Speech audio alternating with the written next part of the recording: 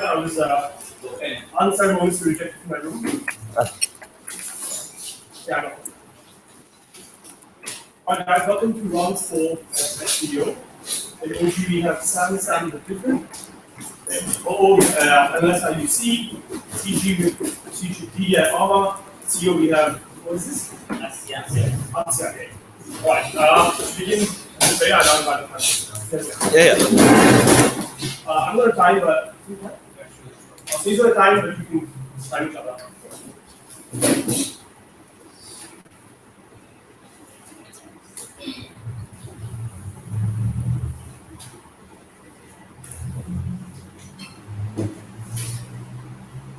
On side opening government, our baseline is that footballing prestige should not be built on broken backs of labourers. We'll start with a few definitions, firstly, of what a FIFA World Cup actually is. So we think the FIFA World Cup is one of the most prestigious, if not the most prestigious, international footballing event that's held once every 4 years.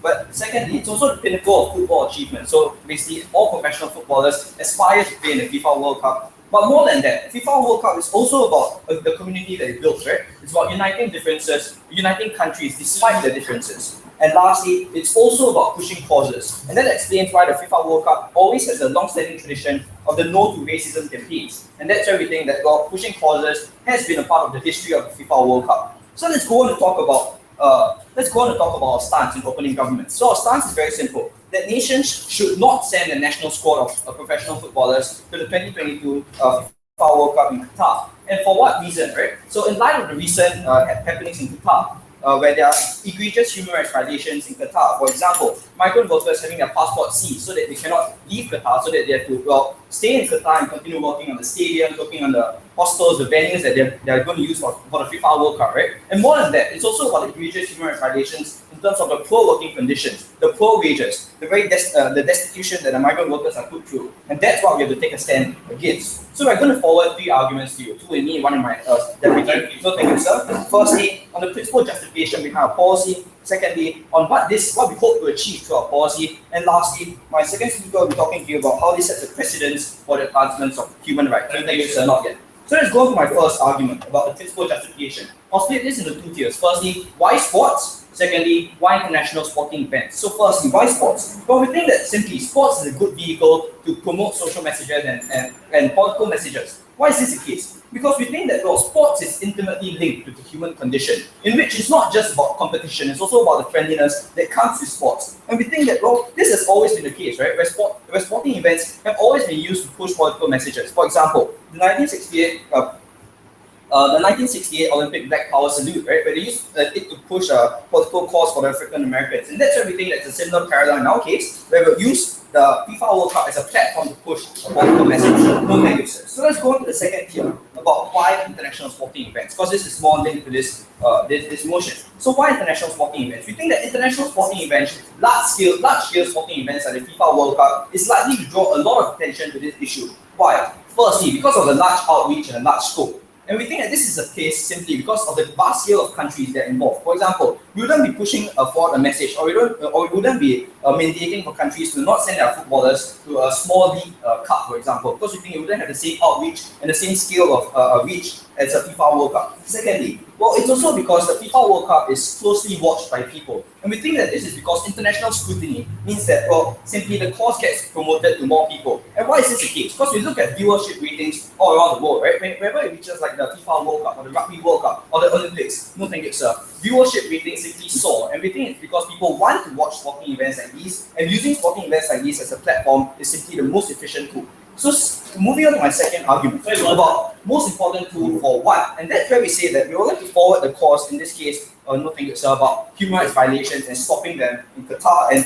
in other places in the Middle East, because we realize that this is not a problem solely in Qatar, right? It's also about other places like in Saudi Arabia and Dubai, and we're hoping to take a stand against this. So let's move on to the 3 tiers, no thank you, sir, under our second argument. So 3 tiers. First tier, about how it reduces tourist revenue and therefore poses as a huge economic threat to Qatar. Secondly, about how this leads to long-term change in Qatar. And lastly, about how it leads to ground-up change in Qatar. So let's first talk about tourist revenue. No, thank you, sir. Let's talk about tourist revenue, right? What this is actually going to do to Qatar. So, we think about the FIFA World Cup as like the glamorous thing you watch on TV, but we don't see the sunk costs that go behind organizing such an event. So, for example, in Brazil in 2014 had a lot of problems building their stadiums and building up their infrastructure because they didn't have the necessary resources and necessary money to build their stadiums, right? And for example, in China in 2008, there are large problems building up facilities for the Olympics because simply holding an international sporting event on such a scale is not as easy to do. No, thank you, sir. And then the Singapore, the YOD, classic example, $230 million over budget. Well, we think that simply put, international events are expensive to organize. So what's this going to do to Qatar, right? Well, it reduces their tourist revenue. If the professional footballers boycott the events, because people no longer go there to watch the sporting event, people don't watch it on TV, there's nothing to watch if your own footballers are not playing there, right? Everyone's who's playing there like other people play. So we think that in this case, it reduces revenue and poses a huge, no thank you, sir, poses a huge economic threat to Qatar itself. And that's what we think will cause them to start implementing changes. And secondly, about how it improves long-term change. But before that, yes, sir. If this was so rampant as you say, then why would workers from Bangladesh still flock to Qatar and thousands to seek jobs opportunities? Maybe that's not the work to work in. Yeah, exactly, sir. We think that because of the misinformation, migrant workers all over the world are flocking over to Qatar to work because they think it's an easy place to get an easy job, right? But once they reach Qatar, their passports are seized and they cannot leave the place, even if they don't agree with the conditions in Qatar. And we think that in this case, you're just trapping the workers in a cycle of bad conditions. And that's what we don't want to do, and that's what we're protesting against. So let's go on to my second argument of how it promotes long-term change. So why is this the case, right? We think that if professional footballers boycott the FIFA World Cup, the largest sporting event held in Qatar, what is going to do is going to damage the reputation of Qatar itself as a country, not just as a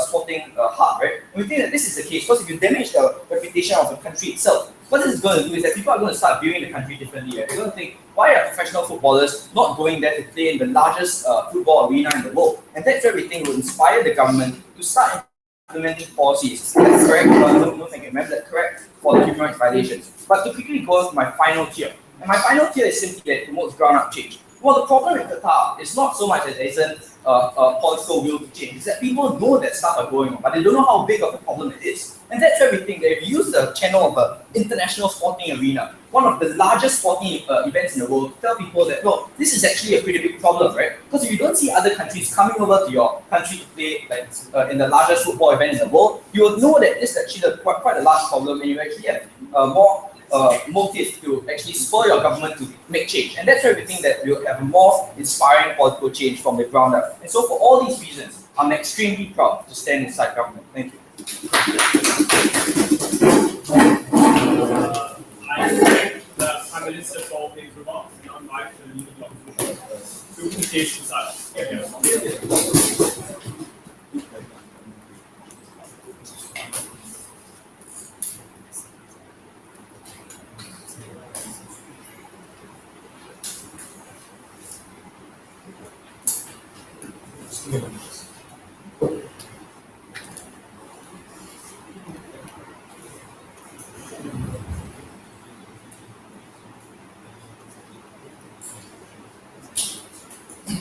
Sir?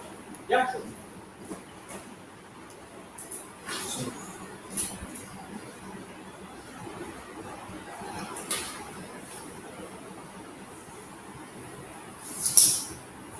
Mr. Speaker, we on side opposition come with a simple plea. Don't ruin the beautiful game by making it political. Now, the problems that the government side has sought to cater to are the fact that Qatar is a state that engages in widespread human rights violations, and also a potential problem that they haven't flagged up, but we'll consider that as well, about how the Qatari bidding process itself is flawed and how this is also possibly a way of protesting against it, right? But we tell you why that's problematic. Coming to human rights violations, they haven't told us why suddenly a state which is oppressive, a state which has very harmful laws, will think that, okay, footballers are not coming to our country. Our football tournament is not working, so therefore, you know what we should do? We should try and give better treatment to migrants. They have not told us a link as to what that will happen. The only move, or rather the only effect that the move will have, is to draw international attention to Qatar. And we tell you that there are much better ways of doing that, which I'll tell you over the course of my speech. Now, I shall be making 2 points in the course of which I shall incorporate in my rebuttals.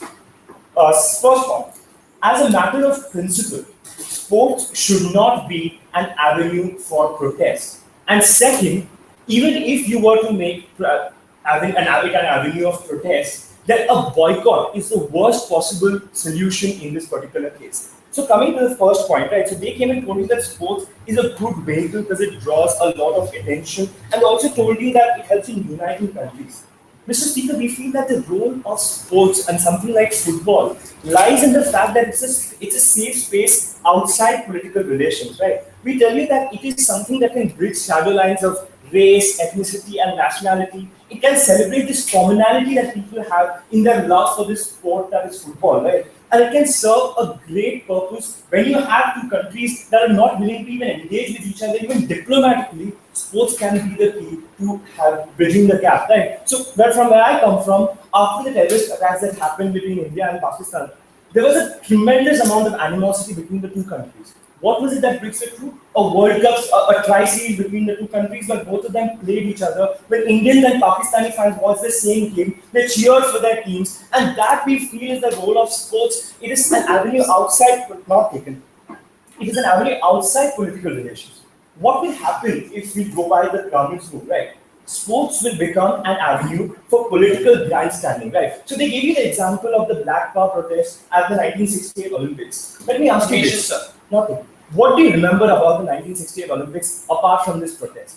That is the point. It takes away focus completely from the game that you're playing, from the positive attributes of that game, and it becomes even more problematic because that is one instance of where a clear-cut demarcation was, where you say apartheid is bad. But most political issues are not that black and white, pardon the pun. But basically, most political issues have two parties that think that they are in the right. Now, when you make footballers the appropriate people to determine that this political situation, this political stance is the right one, and then transpose it into their game where they decide to take a stance and engage in political grandstanding, we tell you it's not going to be as simple, and what it will do is make the game much more confrontational by introducing extraneous elements which we do not want to be introduced in this game, right? Before I go on to my second point, I'll take closing.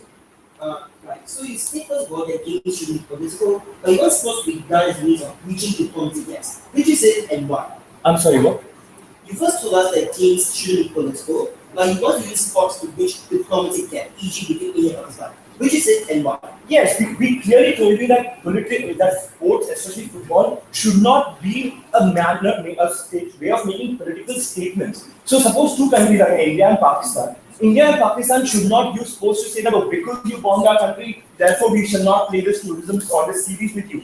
Instead, we think that if they were to independently play with each other, it will make the relations between countries much more friendly, and it will reduce animosity. Right? So these are two completely different things, and I don't understand why you fail to get that, sir. I'm not taking. Now, second point, which is that even if you say that, okay, there is a need to bring international attention to the human rights violations that are occurring in Qatar, why boycott is a bad way to go about it. Now, side government came and told you that international events are expensive and this move will reduce the amount of economic investment or economic returns that people in Qatar are having.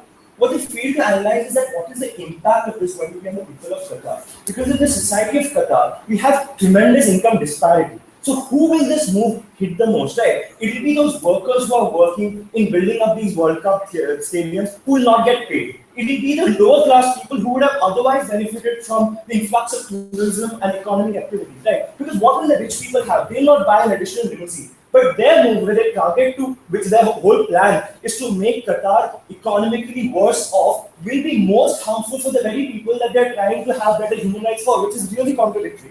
But let us talk about what would happen in our situation, right? So, when is the standard? What is the standard for saying boycotting something is appropriate? When you hate everything about it, when everything about it is abhorrent. Something like the state of elephant ivory, where you find that all attributes of the process are something that are abhorrent. But hosting a football tournament in Qatar has several positives that can come about it, which will, obviously we don't take the stance, it will remove the human rights like government side has, but it will definitely improve the life of the people that economically. How? So there will be increased economic activity, right? Because you have seen in the past when you had Olympics in Beijing or the Commonwealth Games in India, you had the amount of increased investment that was happening, increased public spending that was happening. You had increased tourism that was taking place because more and more people are coming to your country, right? And more importantly, their way of making sure that human rights violations in Qatar are curtailed was, we told you, to only by drawing international attention to that situation. We tell you that when you have a World Cup being screened in your country, where you have people from all over the world flying down and coming to you, when you have TVs from everywhere in the world, not just featuring the World Cup, because you see that whenever there's World Cup in a particular country, you have shows about the culture of that place, you have shows about what's going on in that place. And right now the problem is, we agree that people are not talking enough about Qatar. One way to definitely do it is to make Qatar a talking point in the coverage that it receives. And the way we can increase coverage while also benefiting the people of Qatar is to have an event of this scale in Qatar right now. So therefore we tell you, what have we told you over the course of my speech? First, we told you that the problem that they're trying to address won't be addressed because they haven't told us the links as to why. The only thing that they'll achieve is to increase international vision on that particular area, right? Secondly, we told you why, as a matter of principle, sports should not be an avenue for political grandstanding, and also why boycott is a terrible idea in this place. And if you want to increase international focus on Qatar, there are much better avenues to do it. For all these reasons, we are very proud to oppose. I thank Peter for the comments, and now I'm going